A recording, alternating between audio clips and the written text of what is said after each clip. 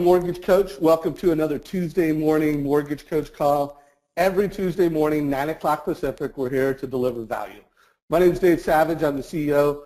Please, if you're on this call, you're either a customer of ours or you were invited as a guest by one, so connect with me on LinkedIn, Facebook. Hopefully everybody has downloaded our apps, the Rate Watch app and the Mortgage Coach app. So reminder to everybody, our values are pretty simple. Wow, how can we surpass the expectations of our clients? We do that through education, and everything we do at Mortgage Coach, we just do at the highest level of excellence. As a reminder, the Mortgage Coach mission is all about helping borrowers make confident decisions that aligns with their financial goals in a manner that they actually understand. So that's technology and that's training. And that's why every Tuesday at 9, this is a sales meeting to provide you with inspiration and ideas. Every Thursday, it's not me, it's technology training. It's the details of how to implement and execute. And every Friday is a beginner's course. And one of the things I'm really excited, I want to do a big shout out to our training team.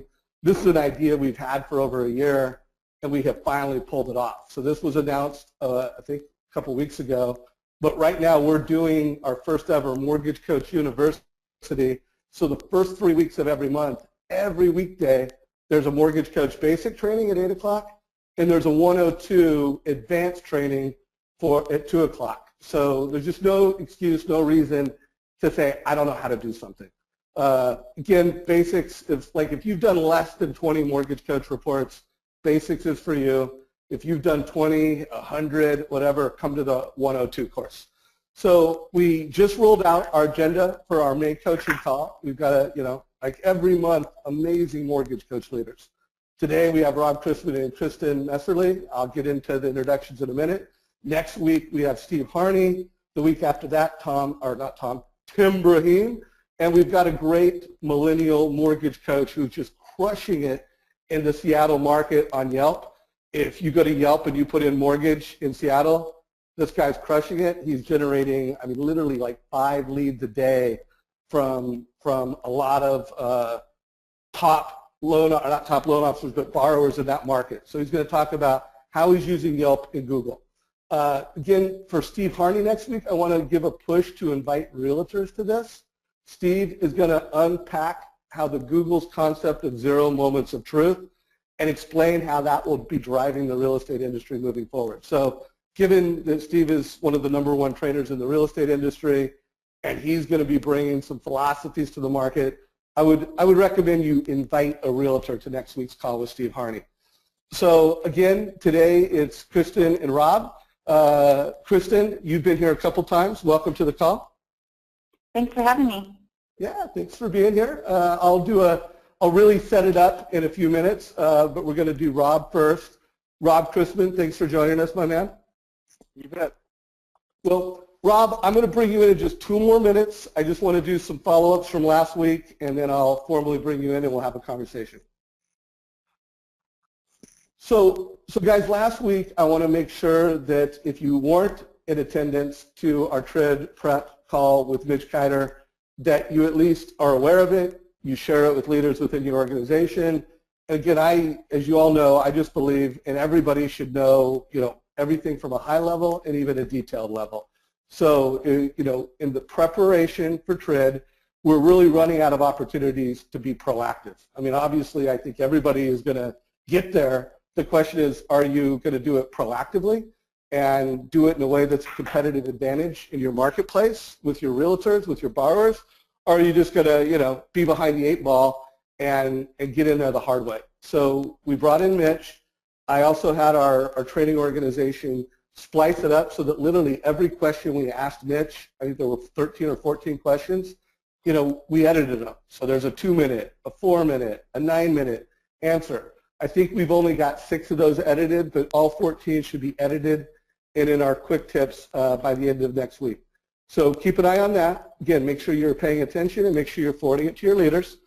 The other thing, we had 2 announcements last week, and I think from a mortgage coach perspective, they really fit under this quote from Wayne Gretzky, which I just love. It's part of my DNA as an entrepreneur and as a leader in the industry, is good, again, mortgage people go where the puck is. The greats go where it's going. And so we did push our iWatch app into the App Store last week. Now, there's not too many people that can use this yet, but I thought it was pretty cool that we had 72 likes over the weekend when we posted this, which, that's a lot. We typically get a lot less engagement, so I think it goes for how cool people think this is. I've got my iWatch on order. Rob, Chrisman, I'm sure you you advanced order this. Did you even sleep out at the iStore to get, or the Apple Store to get one? You saw me in line? Yeah, you're right. Actually, so no, Rob probably doesn't have one. I don't have, and I don't have any plans to get one. I didn't think you did, man. I didn't think you did. But we'll talk about that later in just a minute. So there we go. So Mortgage Coach members, where I think the value is going to be, I think the alerts could be a mixed bag. The fact that you can glance and go through information quickly, I think is going to be awesome. And the fact that you could go from what's happening in the market to action, calling customers, and we'll talk about that more as we really start to learn how this app can be valuable, but how you could go from insight to action faster, I think there's an opportunity. But I do think alerts are going to be a little bit of a mixed bag. We don't want to get distracted too often. But the philosophy we have at Mortgage Coach is we do believe lenders don't just need a digital strategy, they need a digitally transformed company. So we are also rolling out our new ability to create videos and audio messages from the iPhone. This will be hitting the App Store, literally within days. It should be there within a week. It is in Apple's hands, but we announced this last week. So you will be able to go into your app, and you will be able to pick out a Mortgage Coach report, click one button, and boom, you will be recording a video so that there's more collaboration between the borrower, the realtor, and the loan officer around mortgage options. And so I do think this is going to be a big, big win for you guys, and just part of the ways that we're helping you guys prep for trade. So, hey, Rob, you're up to bat, my man. I don't know how many of you on this call read Rob Chrisman's newsletter. I read it every day. Usually I'm reading it on my mobile device. So if you're not, heck, think about it. Not saying you should, whatever's right for you, but typically I get that. It's one of my morning reads where I just, flip and go through what you have to say. So Rob, again, you've grown in influence. If you wouldn't mind just sharing your backstory on the Chrisman report so, the Mortgage Coach folks kind of know what and why you're doing it. Those are two great questions. What and why? Why? I get asked that all the time, as a matter of fact. The fact of the matter is, my background, besides majoring in food science at Cal Poly in San Luis Obispo, was capital markets. Started in capital markets in the mid-'80s. And in 2008, basically decided to retire. My mom had died. I wanted to take care of my dad, see more of my kids, that kind of thing. But I kept sending the commentary out, and the commentary itself sprang from a trade desk action, a trade desk process whereby we would be hedging pipelines, and the clients would call in for their daily call, and the boss would, a guy named Paul Tuttle, would write up the commentary in the form of a paragraph about why rates were doing whatever, and so he'd make copies of that and we'd read it to our accounts. And then when email was invented, speaking of technology, it became easier to send that paragraph out. And then as I moved from job to job, the CEO or the owner would inevitably ask me about sending it to their AEs or their LOs, which I would do. And so in 2008, when I stepped back from the working world, I did that, except for the commentary. I continued to send that out. And so the readership has grown. I have some great experiences because of the commentary. I get asked a lot of great questions. I have some great contacts in the industry. And speaking of technology, the people always ask me where my jokes come from. And as an interesting backstory, I grew up in the Santa Clara Valley and graduated from high school and was aware of Apple Computer, but a friend of mine knew Steve Wozniak. This is many years ago. And he thought we had similar sense of humor, and so introduced us. And people ask where I get my jokes from, and a lot of those jokes come from Steve. And I guess it was a year or two ago, I took my son down there and met up with him and got a computer signed by Steve. So anyway, there you go. There's my technology. There's my technology level for you. Well, how did you, again, real quick before we move into the first question, to turn it to where it is today? I mean, literally every CEO, every C-suite, it started with leaders. And so for, I don't know how many years I've been reading it, but I first heard about it because it was just something that executives read. But now it's really made it to mainstream. I mean, loan officers are reading it. So it's become a pretty big deal and has a lot of influence. I mean, what's the motive to kind of keep it going above and beyond where it started? Well, the motivation, and it used to be much shorter. People say that it's gotten too long, and unfortunately, I always push back news because it won't fit. I know that my attention span isn't very great, and I know my readers' attention span isn't very great, but I try to keep it to about 2,300 words a day. And what I found as the years went on was that people just wanted an unbiased source of news that wasn't opinionated, that their vendors, no offense, or Wall Street or whoever was providing them. So if you were a broker in Montana or a small mortgage banker in South Carolina, the news sources that you would have to go to were varied and oftentimes biased and oftentimes potentially inaccurate. So it was a time-consuming process for anybody to get news. And the fact of the matter is, the news is a very subjective term because you were oftentimes relying on a news editor to tell you what was important or what they thought you should think was important.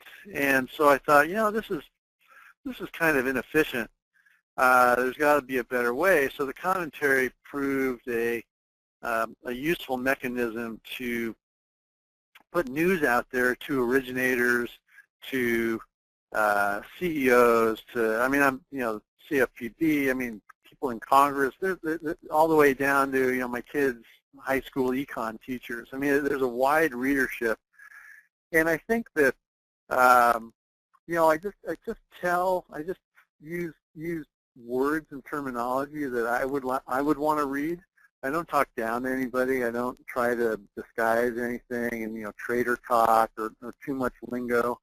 I just, try to keep it conversational. I try to keep it relevant, and I try to keep it useful for what I think a typical reader would, what would help them in their daily business with either with dealing with other businesses or in dealing with clients.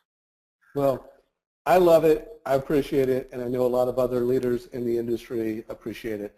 So I am going to ask another question here, but folks, I would like to know, are you reading it? I'm going to post that poll question while Rob is answering this next question. Please say yes or no just to get a feel for how many mortgage coaches are already on the Krisman Report.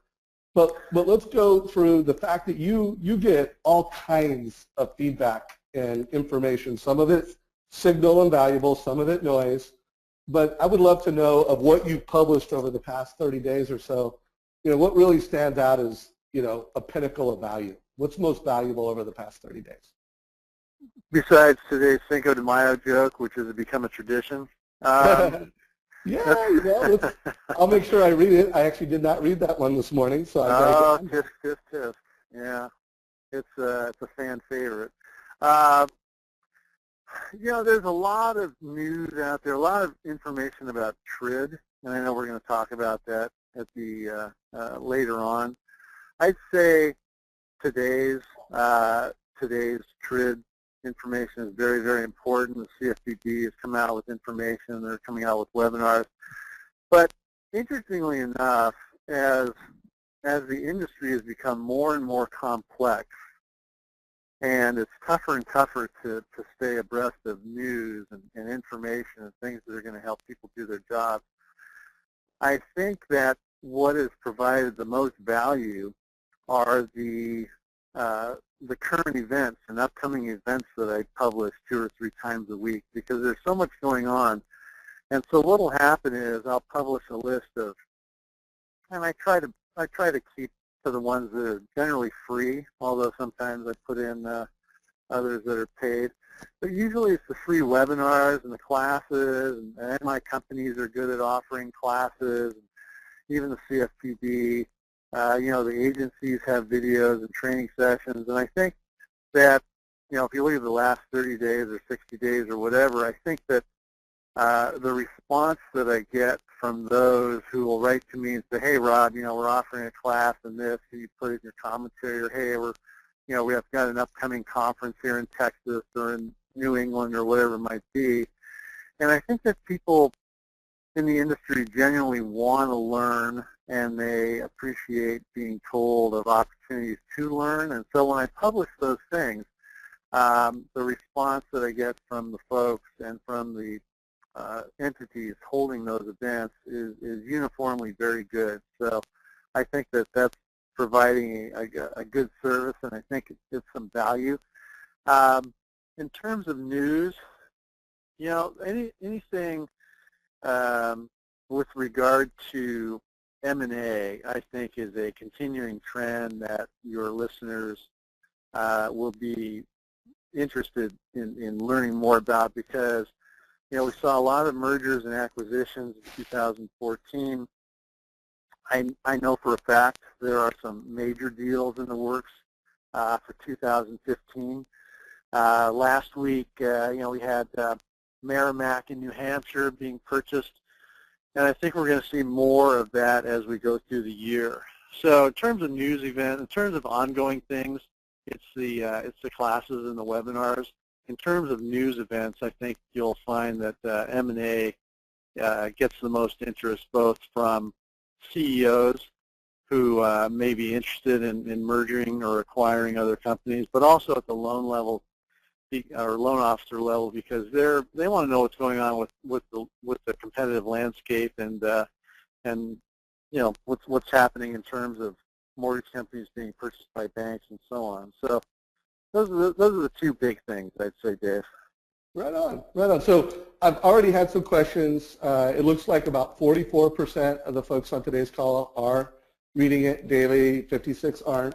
The 56% that aren't, probably some of you don't know how to subscribe, and we'll make sure we tell you how to subscribe. And some of you just aren't tuned in, and whether you don't want to, and I'm not here to push that you should. I'm just here to say it's a great resource. I love to stay connected to our industry, and I don't know of a better resource to do it. But we'll leave it to you whether or not you want to add it to your daily rhythm. I'll tell you a quick funny story, Dave. Real quick funny story. Yeah. So I was speaking. Well, I think it's funny.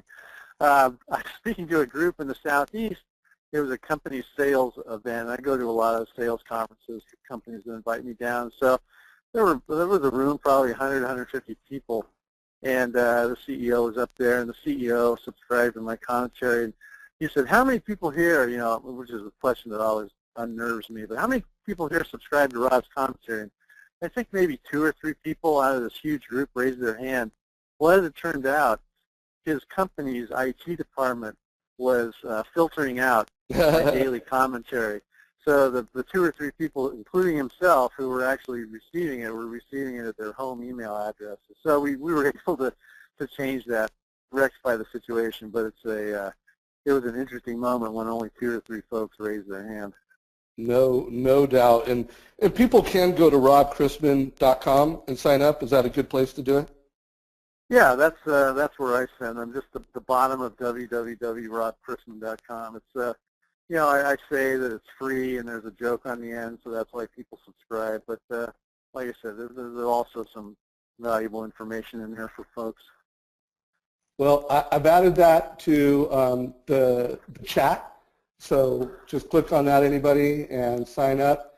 And then also, if you do have some questions for Rob, we may or may not have time for those now, but Hopefully this won't be the last time Rob's in the mortgage coach community, so feel free to ask questions. If I don't get to them today, we'll put them on the list for next time. So that kind of, talks about what you think is most important. And I know a lot of people send you stuff. In fact, while I've sent you a lot of stuff that you posted, there's been a few things that you haven't posted. And I've always respected you for the kind of integrity you bring to the value of that newsletter. But what's noise? What are some of the things that you're hearing about, you're seeing, you either think it's overexposed, or you're systematically not putting it into your newsletter because you just think it's noise? What comes to mind? Well, I hate to call this noise because you never want to call a person's life noise. But every day I receive emails from folks saying, hey, I just took a job as a loan officer with Chrisman Mortgage. Can you put that in your newsletter? Or, hey, I just, I'm a junior underwriter and I just moved from, Prospect to Stearns or something like that. Can you put me in there?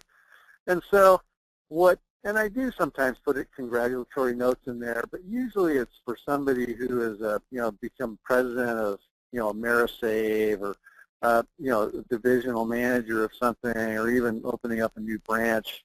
So I don't want to say that that's noise necessarily when somebody, it's important to whoever writes to me to say, hey, we just opened up a branch in Miami. Can you put that in your commentary? Well, lots of companies open up branches, they close branches, they hire people, loan officers move around.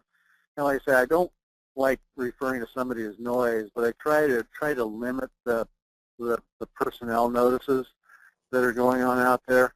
The other noise that I tend to get a lot of is market related. My background is capital markets, so I like following the securities market. I know about hedging. I do consulting for mortgage banks in terms of execution and so forth. So I follow the MBS market, and I'm on the mailing list, email mailing list for a lot of traders and a lot of firms, and frankly a lot of that I would say is noise to the average originator. Obviously, if some originators really enjoy following the bond market and they want to know about every tick, and they want to know what the 10-year is doing, what the 5-year is doing, and so forth. But there's just a lot of, when you talk about noise, there's a lot of stuff generated by Wall Street firms about duration and convexity and basis and so forth that I try to filter out. In fact, I think today's, I just said, the market was unchanged Monday. I'm not going to waste your time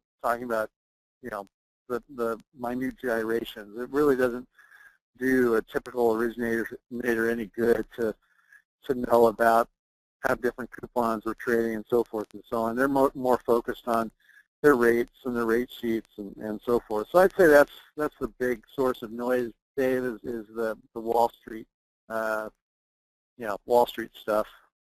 Good. Well, let's do one more question. By the way, if someone could confirm that you can see my screen, I had someone kind of shout out in questions saying that they're not seeing my screen, they're just seeing the survey. But just give me a text and go to meeting. But last question, TRID is a big topic. I would just love to know your personal perspective. What do you like most? And if there's something you don't like or you kind of think is least valuable, what might that be? Well, on August 2nd, the sun is going to come up. I guarantee it, Dave. Put me on record. I guarantee it. On August 2nd, homeowners will still want to refinance. Buyers will still want to buy homes after TRID is instituted. Frankly, I think my belief is that just like the Y2K and QM and LO-Comp and the Mayans predicting the end of the world and so forth, I think that we'll get through it. Obviously, it's a big deal. Obviously, companies have been dedicating tremendous amounts of IT effort to making sure that they're ready. We've got about 3 months, and I'd say the industry, from what I understand, is in pretty good shape, especially the big guys. The smaller guys maybe a little less so, but their IT groups still have, like I said, 3 months to prepare. Some companies are ready already, and so I think the NBA and others have done a great job in terms of educating the marketplace to make sure that, yes, changes are occurring. In today's commentary, if you sign up, you'll get it. I had some blurbs in there from compliance folks that I know, and I wrote to them a couple days ago and said, hey, if you just want to tell your realtor and builder clients 2 or 3 things that are going to change after August 1st, what would they be? And so I think that was a very worthwhile read in today's commentary, which, as you said, you can check it out at www.robchrisman.com. But very worthwhile in terms of just common sense, common language, TRID changes. And I think as an industry we'll get through it. I know we will. I think a lot of companies are in good shape already. And, I'm comfortable. It'll be, I won't say it'll be a non-event, but I'll say that we'll be prepared. Right on, right on. Well, hey, Rob, I would love for you to stay on the call as I bring Kristin in. Anybody, if you do have a question for Rob, we may be able to get to it, whether it's on this call or a future one. Please post any questions you have for Rob. Reminder how to subscribe to his newsletter, robchrisman.com. Really appreciate it, Rob. I'm personally a huge fan of the cost of the loan over 5 years, and where I do agree that a lot of the big companies are well prepared on the back end, I do think we could do a better job of making sure loan officers are prepared to, because at the end of the day, they're going to have to set better expectations with borrowers, better expectations with realtors, and they're going to be able to confidently show both total cost over 5 years and TIP. And I'm with you. The sun is going to rise. The industry is going to flourish.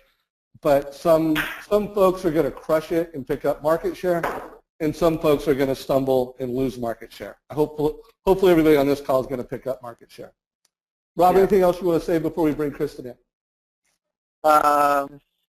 Go Warriors. No, I can't think of anything.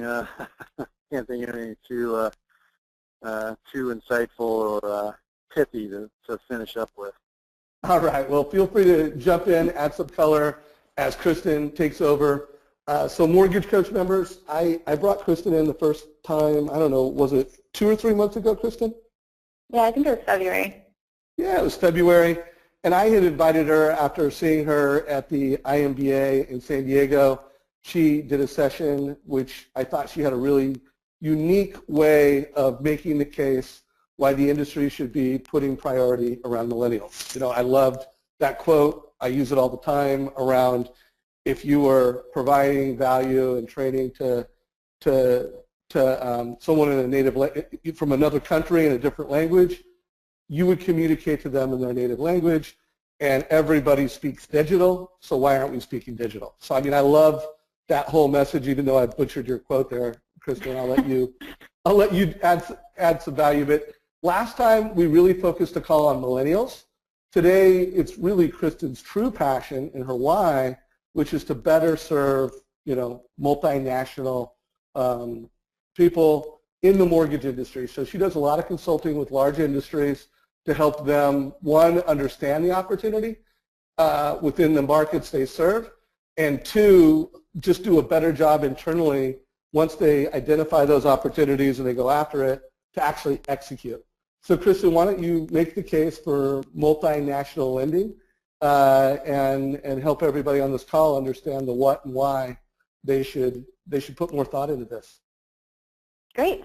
Okay, well, I'm really excited to be here to talk about this. Like Dave said, I'm really passionate about cross-cultural marketing and sales. I think it's all about improving your customer service, and something that I love about Mortgage Coach is just the way that you approach serving your customers in a way that I think in your mission statement, something about in a way they understand. And I think that a lot of times we don't realize that we're communicating our message in a way that people are not quite understanding. There's a cultural barrier that occurs that prevents us from getting our message across to the consumer. So naturally, we market and sell to people like we would want to be marketed and sold to.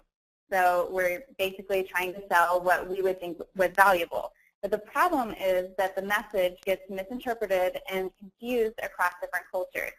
So for example, in the last call when we were talking about millennials, we talked about how many people are marketing the American dream or their version of the American dream, as having a big house, a big yard, white picket fence, and a big family, kind of having that picture that's a status symbol for a lot of people, and kind of achieving the American dream. But to me and most millennial home buyers, that really turns us away. And so not that we don't want a family and all of that, but it just doesn't appeal to our culture, where we want to be empowered and through investment and communicated in a different way. So in this session, I'm going to be talking about how to cross cultural barriers when it comes to your multinational consumers. So to start, a lot of people don't realize that a lot of your customers or potential customers are actually immigrants.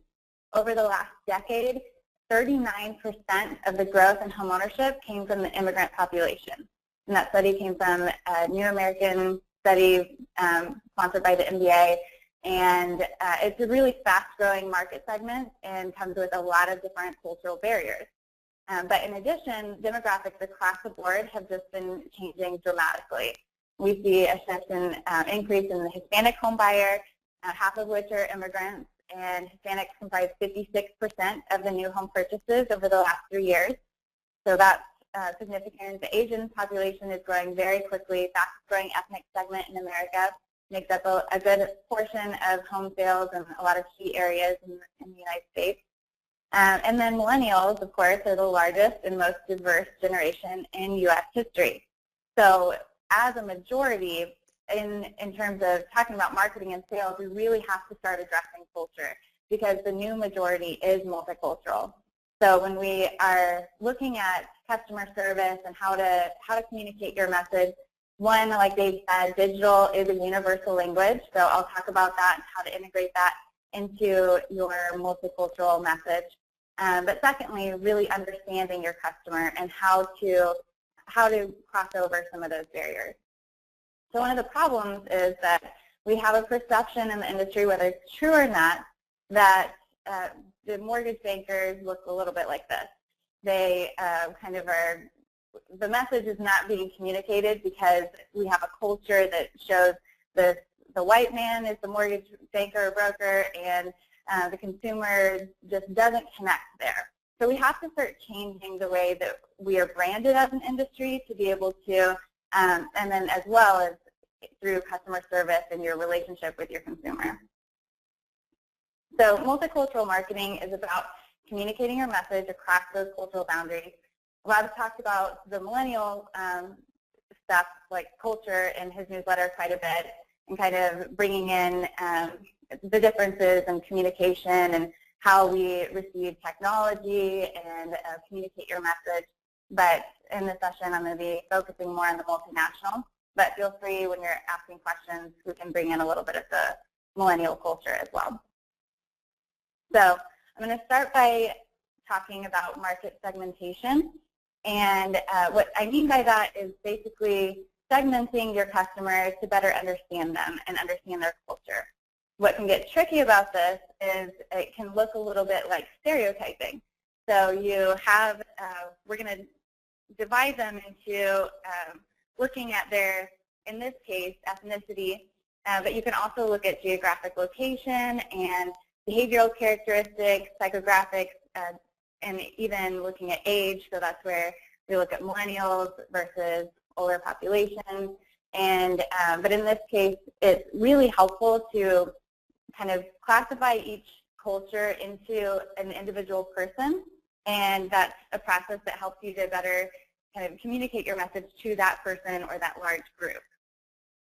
Some other considerations to keep in mind are that if you are communicating your message to Hispanics, there's going to be so much diversity within the Hispanic population. So you really need to have a lot of different segments in mind and better understand the diversity within each segment.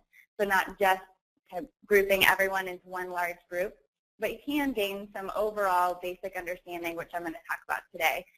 But Hispanics in southern New Mexico are going to look different than the Hispanic population in Wisconsin. And if you're looking at an older Hispanic that immigrated from Guatemala, they're going to have a very different culture than a second generation Latino that is a millennial. So each of those segments can be have so much diversity within there. It's just important to consider some of those areas as well whenever you begin the segmentation process. So first of all, to look at most cultures across the world have a collectivistic perception of the world.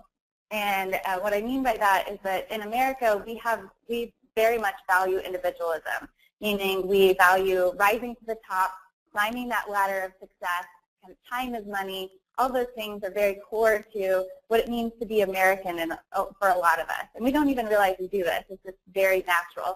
And the best way I can say it is that in an individualistic culture, we say, I help myself, therefore I help the group. So I help myself first, and then I am helping the larger group. But in a collectivistic culture, it's I help the group, therefore I help myself. So in most of the cultures, and definitely in the ones I'll be talking about today, it's a very group mindset. They are very family-oriented, and we have to approach it from that perspective, not just the individual consumer that is actually filling out that application. So again, segment, don't stereotype. Market segmentation is an intentional process that helps group people by, like we said, culture, ethnicity, help you better understand your consumer and craft a universal message. But stereotyping is something that happens accidentally over time that often results in negative assumptions. So it's a really fine line, but it's important to clarify.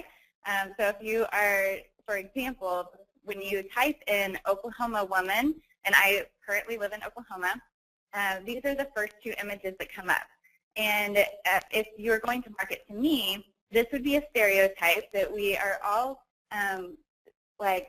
we just got Wi-Fi last year or something, and that we are overweight. And I think that a lot of times we tend to just group everyone into one group and say everyone's like this. Like I said, research is really critical when you start the market segmentation process. So I'm going to go over, there's 4 questions I think are really critical before you market or begin any kind of strategy to any strategic market segment. And the first question is, what do they want? You want to know what they want in the home buying process, what they want in customer service, what they want in the home that they're purchasing. And that's going to be varying across different cultures. And then secondly, why do they buy? Do they buy primarily because it is a financial investment, or are they buying primarily because it's a piece of the American dream? You really want to know what is motivating them. And then third, how do they communicate? So what is, are they communicating over mobile, or do they prefer in-person communication? What language is their preferred language? All of those will be critical to developing not only a customer service strategy, but also marketing. And then lastly, what barriers exist? And this is really helpful whenever you are developing kind of understanding your customer, especially from an underwriting perspective as well, kind of understanding the cultural nuances there that might not be understood in that process, but also when you are developing certain content to give your client. So with millennials, we talked about how student loans can be a barrier for a lot of people. So having content ready that you're either publishing out to sending to your clients or sending to your customers that are related to that can really help you develop that relationship and, of course, cross some of those barriers with them as well and have a plan to do that. So now I'm going to go over a few examples of market segmentation, and this is, of course, going to be very broad, very, these are just a few examples, but like I said, I recommend really going in more depth here. Oh, okay. So first, I want you to meet Prasad. Prasad is an immigrant. 75% of Asian Americans are immigrants, and I believe in Indian culture it's about 90%. So he is from India originally. He has a higher income. He's a doctor. On average, Asian Americans have 30% higher income. He speaks fluent English. English is one of the languages in India, and his mindset is much more analytical, and his process in conversation. He also has a young family, and grandparents or his parents are also in the home. So in the Asian culture, there's 1 in 3 families live in multi-generational homes, and that's compared with 1 in 6 of the general population. They're much more likely to have that kind of, again, family-oriented mindset and be looking for a bigger home as well. Okay, so now asking that first question we went over, what does he want? What are his preferences? He wants to have the capacity for his family. He wants to be typically in a good school district, have an updated home. The most important thing for you guys to remember is that he wants efficiency in service. And really, he's going after the best rate. This is most likely going to be a rate shopper. So he will be more inclined to look over for efficient service and communication, as well as the best rate. And so you want to be able to communicate how you're getting that rate and really make sure you provide a lot of education in that area. And then what is he motivated by? He is mainly a practical motivation, really motivated by the investment side. And of course, everyone is achieving something, and it is always going to be an emotional connection to the home. But in this culture, it's much more likely that they are going to be connected to the investment, and that the financial benefits of homeownership are going to be the key driver to purchasing that home. And a lot of this information can be found in Freddie Mac released a fantastic study that divides the Asian culture into, I believe there were 6 cultures that they looked at. So I'm happy to send that if you want to reach out to me as well. But another reason that he would buy is that he would have saved enough for a significant down payment on the home, because Indian, Asian Americans typically have waited quite a bit to make sure that they don't have to pay mortgage insurance, and are generally used to putting a significant amount of cash down on the house. And then third, how does he communicate? This is predominantly in English and over the mobile device, or extremely tech savvy. So that's definitely going to be someone that you want to be communicating through digital. And then lastly, what are the barriers? Barriers to you are that he's a rate shopper, so you want to be prepared for that. And then just knowledge about the process, because a lot of people are not going to understand the mortgage process in America and what that looks like, haven't grown up in this. His parents didn't buy a house in America. So providing that kind of education in a way that's convenient and efficient is going to be really helpful. Overall, you want to be able to address his desire for investment and the financial benefits of homeownership without contradicting his value for traditional values. A lot of times we think then we're kind of dismissing the bigger picture, but with Indian Americans, you want to make sure you're really appealing to his value for home and family at the same time as addressing that primary motivation for investment. So now we're going to look at Juan, who is an older immigrant from Mexico, and he is living in New Mexico. He is very family-oriented, relationship-oriented, much more likely to be averse to debt. So he's going to be someone with a thinner credit file. Of course, he speaks Spanish. So going over broadly, this is what your client's going to look like.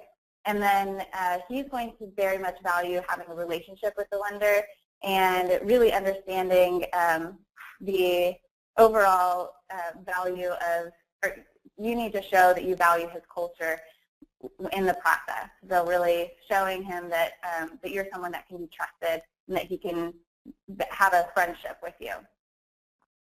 And then he's motivated by definitely achieving the American dream, owning a piece of the rock.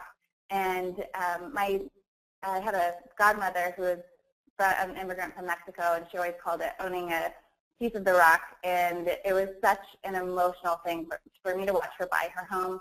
Was amazing. I mean, you really want to be celebrating with this customer, and you end up with a very close relationship with a lot of them if you're serving them in this way. So, of course, communicating, especially for older populations, Spanish is going to be their predominant first language. But over 90% of applicants speak fluent English, so that doesn't necessarily need to be a barrier, but it's helpful to know that, because if you're going through one of the biggest or the biggest financial decision of your life, you probably want to have some kind of information or education in your first language.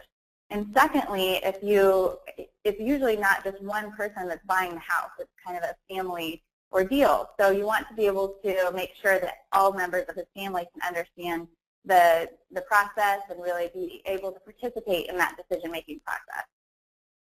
So, and then this person is also more likely to feel comfortable in person. You're going to get a lot better answers from them and getting a lot more information from them if you're in person. And of course, that helps you establish that relationship a lot better.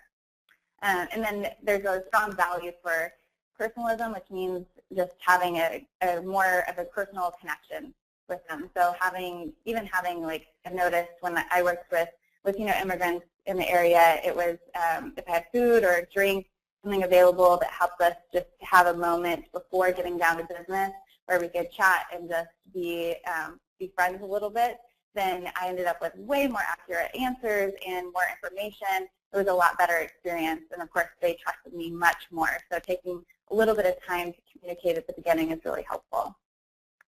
And then barriers, like we talked about before, the thin credit file is really typical with this population. And then also they tend to receive family contributions, so it's not just the one person buying the house, and that can complicate underwriting a little bit.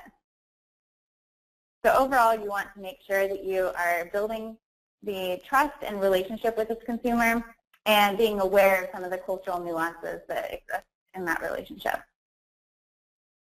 Now I'm going to talk about Veronica, and she is a Hispanic millennial who is, again, a very drastically different culture than a traditional Latino immigrant.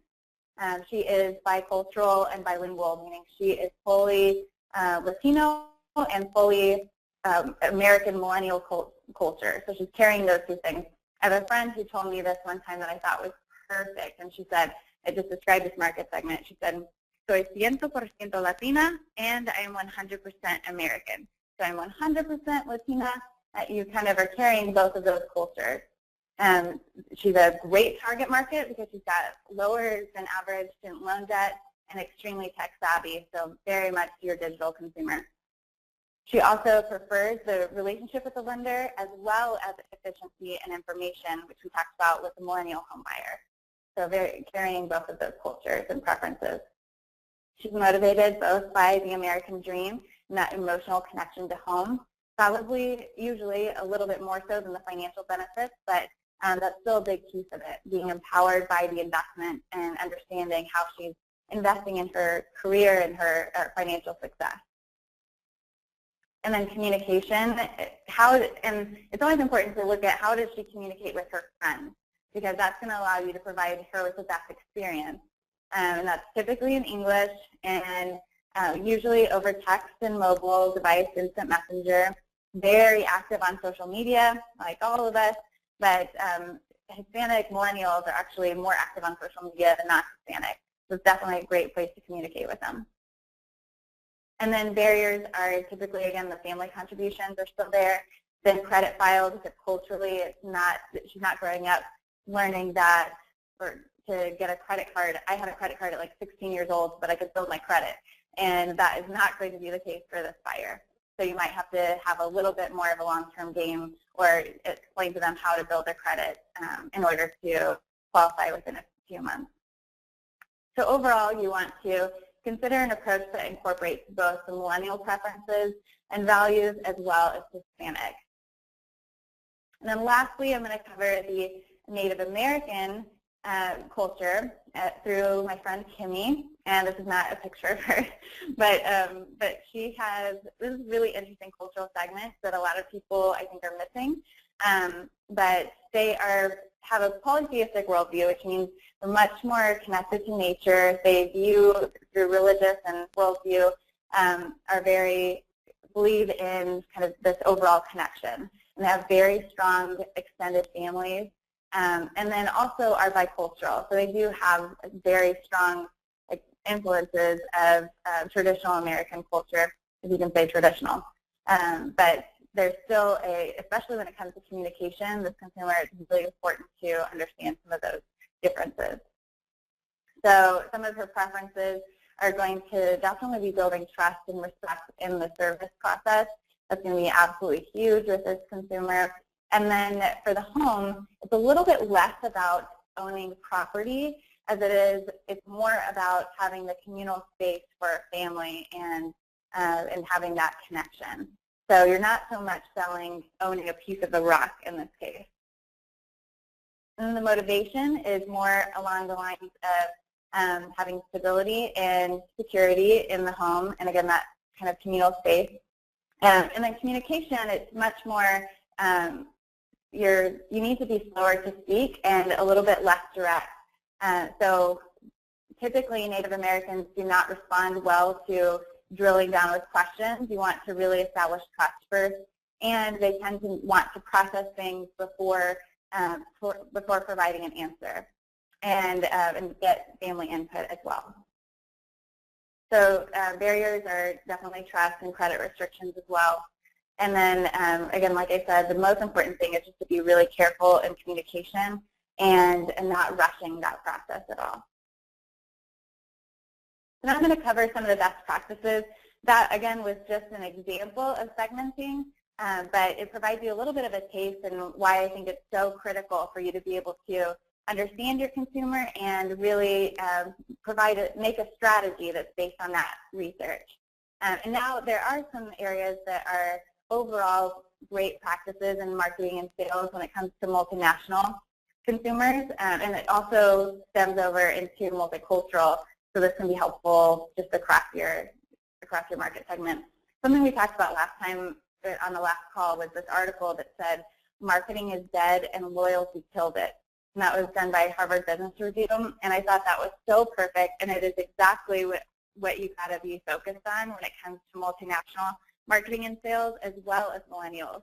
I mean, you're not going to get this market by doing flashy marketing or selling them the way that I think a lot of people have been used to selling.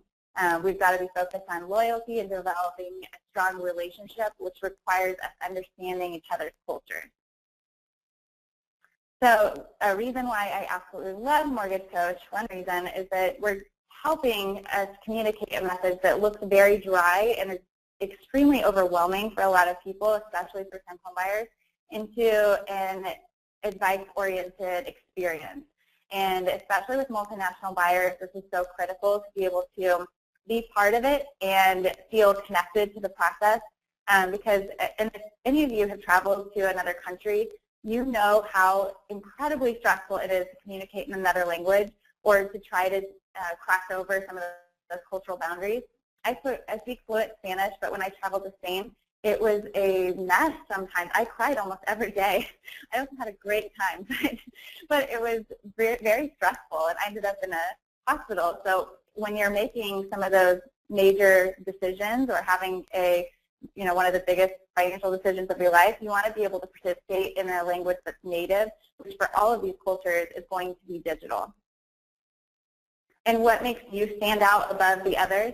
I mean, now it's such a standardized process. Like, why would I go to you over someone else? And I think the experience and customer service has to be your primary sales point. I know for mortgage coach professionals, that's your key thing. So you're really right on track with that, and just adding in some of these cultural elements can really help you as this consumer. So first is to really make sure everyone is trained in cultural competence. That really helps you not only with providing great service, but it's in compliance with a lot of the new diversity regulations in the Dodd-Frank. And secondly, communicate with your community leaders and organizations that support these minority populations. And that can really help you not only understand your consumer better, but also to develop relationships and trust within the community.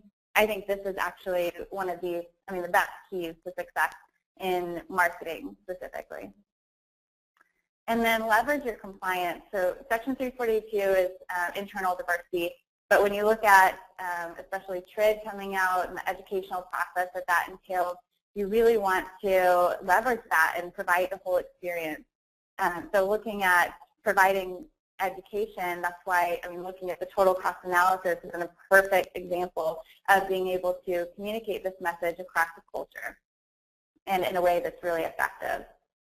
And then fourth, consider your client values and cultural nuances in every area of the process. Particularly, we're talking about customer service, but really understanding that the communication is different and having some of those elements that make them feel a little bit more comfortable, like a cup of coffee or whatever it is that kind of helps you develop that relationship first before getting down to business, is really helpful with overall sales. And building that trust and relationship through the consumer mortgage coach experience can help you have a longer-term relationship. And another part of this, going back to just the overall culture, client values, is that if you provide them an experience like this, you're able to carry it over to their family relationships as well. So you might not have the whole family in the office, but you know that there's going to be a lot of other people helping this one person make the decision. So if you provide them something that they can take home or send them something, a video or the experience, you're going to be able to connect a lot greater with their values as well as all of the people involved in the decision and in the process. So lastly, of course, the communication preferences. Mobile is key for all of these consumers. A lot of them, especially immigrants, do not have laptops or computers, but they do have mobile devices. Most of your applicants will have computers, but their preference is going to be mobile. They over-index in that in almost every culture of the immigrant population. And then, of course, consider language. Digital is key, like we've been talking about, but also their first language, really providing that kind of information in a way that is communicated so that they feel comfortable. It's not just about if they understand, but if they feel at ease with the process. And then, of course, video can help you connect on a relational level, which provides an opportunity to use an interpreter if you'd like to provide that for the client's family, as well as providing it in culture, which means that you're establishing a relationship with that consumer. So I think I'm going to skip up. I realize we're kind of out of time, but overall I want to make sure that everyone understands that, of course, the new majority is multicultural. The digital and mobile is a universal language, so you're able to connect with your customers in that way. And then having a digital strategy that is culturally competent is really just like when we learned how to text message, and yes, I do remember that, but it was a skill. We had to learn the skill, and it's the same thing with cultural competence. We just need to understand how to appropriately communicate, cross those boundaries, and then you'll have loyal customers, and most of these, your immigrant buyers, will be incredible brand advocates for you. They will refer you all over the place. And just developing those skills is really, really key to the future, as well as increasing your referrals with your current buyers. But then be consistent and authentic with your strategy. A lot of people I see, they go out to a community event and say, well, I tried it once, I didn't get any buyers. That's not how you have to approach this. You have to approach it from a long-term standpoint and really commit to getting to know the community, getting involved, and give it 6 to 10 months before you decide whether or not this is effective. But really developing relationship is going to be key to an authentic strategy. And then, of course, don't wait on this. That's it. Feel free to reach out if you have any questions or would like me to send you any of my research. Right on, Kristin. So you were fantastic. I put Kristin's email in the chat, so please reach out to her. She's just a fantastic resource here at Mortgage Coach to not only bring this message and make the case for, you know, how to be successful, why you should be successful in this market, but I loved how she makes the case that millennials speak digital. It's just another extension of that. So as a reminder to everybody, you know, many of you are loan officers, some of you are branch managers, regionals. I think it's important to really start expanding our thought around digital. It's not a strategy. We need to transform our company into being a digital company. And I think as loan officers, that goes for you. You need to stop thinking of your mobile device as, you know, it's just it's for email and text. No, this is a communication tool for you to emotionally connect with people. So really looking forward to having the new app hit. really looking forward to seeing how you guys can create videos. Literally just go from meeting a client, having a mortgage coach report, and then recording that video. So make sure you sign up for our university. There's just no reason, no excuse now. Every day for the first 3 weeks. If you want basic training, it's 8 o'clock every morning. If you want 102 training, it's 2 p.m. I have also put the links in chat for those. And in addition to that, every Tuesday, every Thursday, we're still training, and every Friday we're there for beginners. So as we wrap up today's call, I can't emphasize enough, invite a realtor to next week's call with Steve Harney. This concept, I've been following Google's Zero Moment of Truth, and we'll define what that is. Do a Google search in the meantime if you want to know more before the call. But every time Steve Harney comes into the mortgage coach community, he delivers massive value to help you be a leader in your market and help you pick up market share. So, Kristin, thank you so much. Any last thoughts as we wrap it up today, Kristin? Just to really focus on the customer service experience and the overall digital strategies. So, thanks so much for having me. It was great. Yeah, no, thank you for joining us. Again, remember to sign up for Rob Chrisman's newsletter, and you all know how to connect with Kristin. It's been a great week. Have an awesome week. We'll see you next week with Steve Harney. Take care, everybody.